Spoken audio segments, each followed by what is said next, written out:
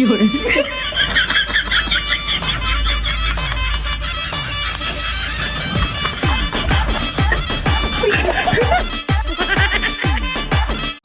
মউত দূর থেকে দাঁড়ায় দাঁড়ায় দুনিয়ার মানুষদেরকে বলে, ইয়া আইয়ুহান নাস, হে মানুষ, তোমরা কেন কাঁদো?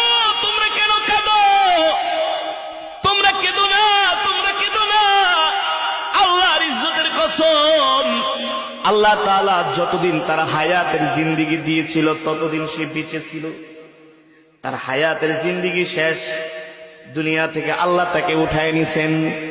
আবার যখন কান্না করে আজরাইল ডাক দিয়া বলে, ইয়া আইয়ুহান নাস, এ মানুষ তোমরা কান্না করো না।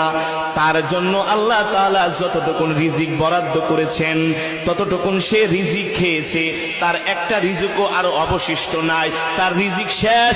এই কারণে আল্লাহ তাআলা তাকে